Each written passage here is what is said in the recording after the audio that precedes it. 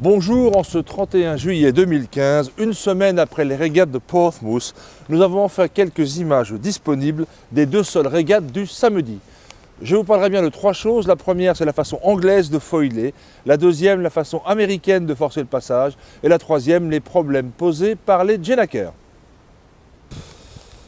Commençons point numéro 1 par le héros local, dont on voit bien les boutons de foil rouges et verts en bas à droite, près de ses pieds. Puis ici, en plein abatté au deuxième portant de la première manche, en train de rapidement foiler, avec beaucoup de camber sous Solent seul. Comme cela a l'air facile.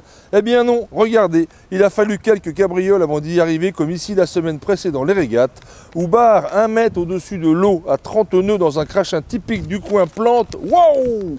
Regardons une nouvelle fois au ralenti, occupé par les écoutes dans la brise, ni Scott devant, ni Hensley derrière, n'a les mains sur les boutons de foil. On voit bien la bouée jaune à gauche et l'énorme plantée à l'abatté, le bateau passant de 30 nœuds à moins de 10, salto avant compris. Foiler, c'est naviguer sur la limite. Oncle Sam, ici déguisé en James Pittil, boum, a lui aussi eu quelques ennuis le samedi. Mais le jour veut la chandelle. La maîtrise des foils permet ici à barre, lors de la deuxième manche, de mieux descendre que les kiwis en haut à gauche, après la dernière porte du haut, pour les cueillir en les couvrant à l'empannage, en foilant plus tôt et plus vite. Point numéro 2. Regardez ici la situation à la dernière porte. Les kiwis tribord au milieu de l'écran ont l'intérieur et Oracle bâbord doit laisser de l'eau en arrivant à presque 30 nœuds. Accrochez-vous, c'est parti bout en haut. Oracle réagit tard en empannant dans son abatté et ouf, le haut de son aile touche l'été kiwi. On passe tout près du drame. À bord de TNZ, les kiwis sont debout, incrédules, et c'est pire encore à bord d'Oracle, sous l'eau, qui ne contrôle plus rien, même pas un empannage sur la tranche, milieu de porte. Cela va clairement trop vite pour les juges sur l'eau, qui répondent vert au lieu de pénaliser Oracle.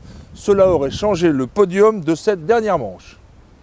Point numéro 3, les Jenakers. Ces Jenak posent des problèmes autant dans leur plage d'utilisation que dans leur maniement. Regardez ici les kiwis qui déroulent pendant un jibe pour terminer cabrés arrêtés lors de la deuxième manche qu'ils auraient bien pu gagner. Les Suédois de l'Artemis, mal organisés à bord, commencent le portant de la deuxième manche avec le Jenak hooké, ou qui s'ouvre, libérant la voile avant l'enrouler dessous. Pas épargnés non plus, les Japonais n'arrivent pas à hooker leur Jenak lors de cette même deuxième manche et ne peuvent donc pas le dérouler pour finalement se faire avaler tout cru par un Oracle trop cabré lui aussi, mais à fond sous Jenak déroulé dès la bouée du haut. Finissons par Team France. Regardez à la dernière porte du haut de la journée, Groupama, ici les lines bâbord, n'arrivent pas à hisser totalement le Jenak au vent, ce qui permettra à barre portant 100 bons mètres derrière de les passer sur le dernier portant. Seuls les Américains d'Oracle et les Anglais de Land Rover ont évité de tomber dans ces pièges. Conclusion en 3 points. Les deux choses qui ont payé sont les heures d'entraînement passées sur les foils et les capacités de réaction des équipages qui avaient un stratège disponible. Deuxième point, la question est de savoir comment vont faire les équipes pour s'entraîner d'ici la fin du mois à Göteborg, alors que leurs bateaux démontés sont déjà dans des containers sur un cargo qui y va. Troisième point, en nous privant de direct et en bloquant nos tablettes, le diffuseur exclusif démotive les commanditaires français qui pourraient financer ce deuxième bateau pour Team France. Allez, c'était court, mais c'était bon. Vivement la fin du mois chez les Vikings.